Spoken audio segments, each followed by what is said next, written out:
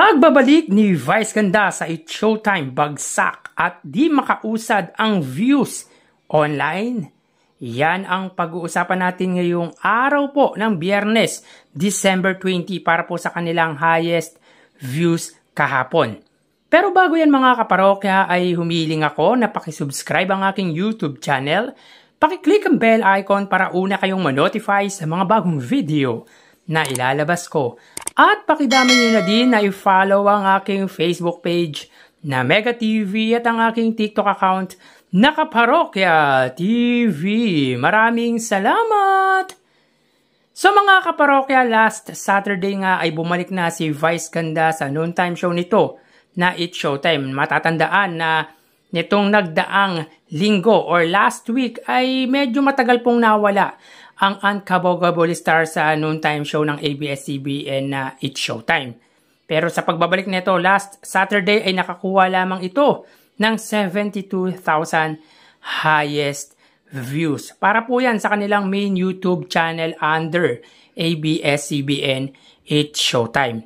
And this week mga kaparokya ay tila walang pagbabago sapagkat ang pinakamataas na views lang na nakuha nila ngayong linggo ay 81,000 viewers.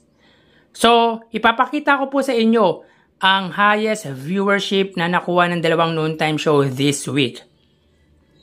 So, makikita po natin dito, araw po ng Lunes, December 16. Makikita dito na ang It's Showtime po ay may 79,000 highest views. Ito po yung peak na viewers ng dalawang noontime show. Ang Eat Bulaga naman po ay may 91,000 highest views. Para naman po sa araw ng Martes, December 17, ang It's Showtime ay may 78,000 highest views. At ang Eat Bulaga naman po may kita dito ay 88,000 highest views. Pero sa segment po to na Sugod Bahay mga kapatid. Pero ang pinakamataas po na nakuha po ng Eat Bulaga ay 92,000 para po sa Gimme 5 segment. Sa araw naman po ng Wednesday, December 18, ang It's Showtime ay may 78,000 highest views. At ang Eat Bulaga naman po ay may 91,000 highest views. Para naman po sa kahapong episode, December 19, araw po ng Webes, ang It's Showtime po ay 81,000 highest views. At ang Eat Bulaga naman po ay 95,000 highest views. So, in 4 days episode, mga kaparokya, ay hindi po live at pre-recorded or taped ang episode ng longest running noontime show na Eat Bulaga. Dahil siguro, nasa bakasyon sila, gawa nga po ng ikinasal si Jose Manalo last Monday, December 16. So, yun nga mga kaparokya, tila humihina na ba ang hatak ni Vice Ganda sa viewers nito o sadyang patunay lang na kahit present ito ay mababa lang kung minsan ang nanonood sa kanilang main YouTube channel or sa kanilang online viewership. Samantalang consistent naman ang viewers ng Eat Bulaga kahit hindi sila live. So kayo mga parokya, anong take ninyo hinggil dito? Paki-comment naman po sa comment section ng video ko na ito. So tara ating alamin ang online viewership ng dalawang bigating noontime show. Para po sa Eat Bulaga under TVJ Facebook page na may 2.7 million followers at sa It's Showtime naman po may 18 million followers.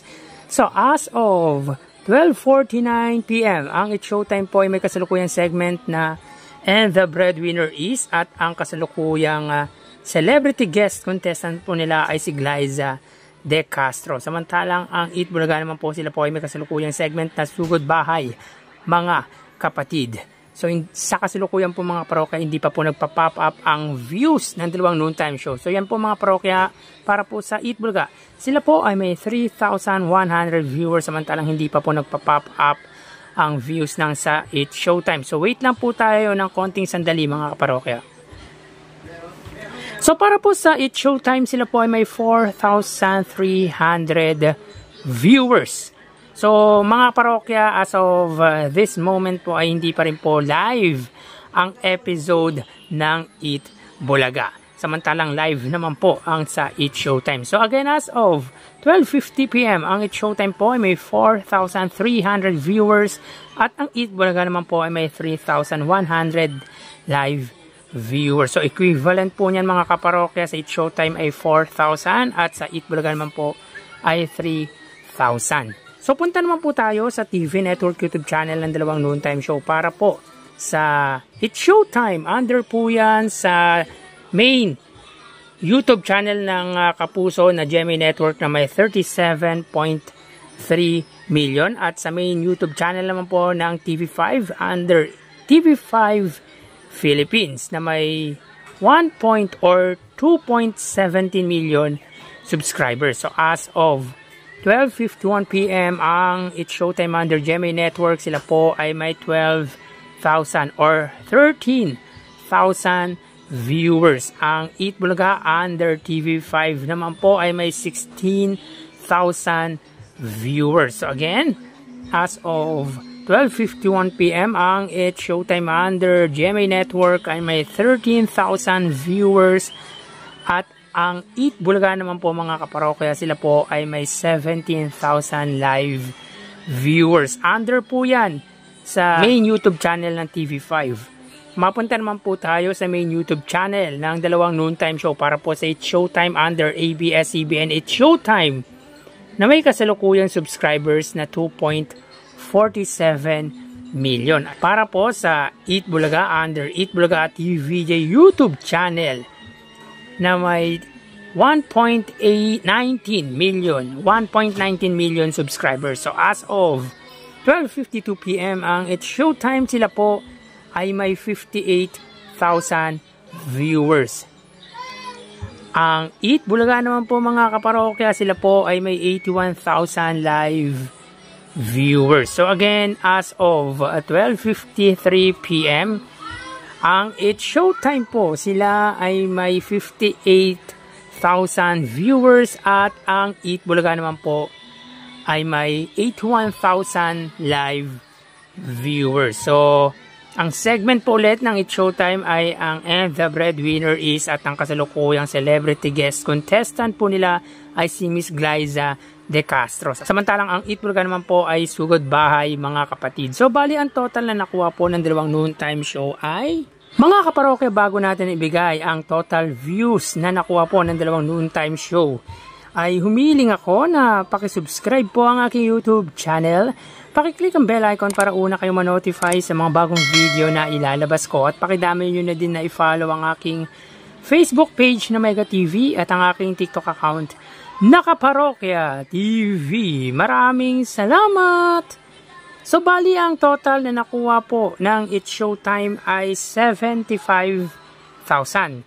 4,000 sa Facebook Live, 13,000 sa TV Network YouTube channel at 58,000 naman po sa main YouTube channel. Ang Eat Bulaga naman po ay nakakuha ng total of 101,000 viewers.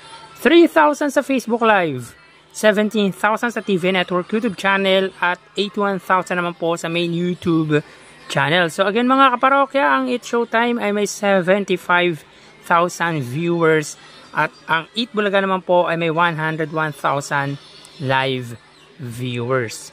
So yan po ang lumalabas sa kanilang online viewership as of 12:55 PM. Mamaya ho, magbabalik pa po tayo sa ikalawang bahagi ng ating online viewership ng dalawang noontime show. Magpapaalam po muna pansamantala. Magsiingat po tayo mga parokya. Thank you and God bless.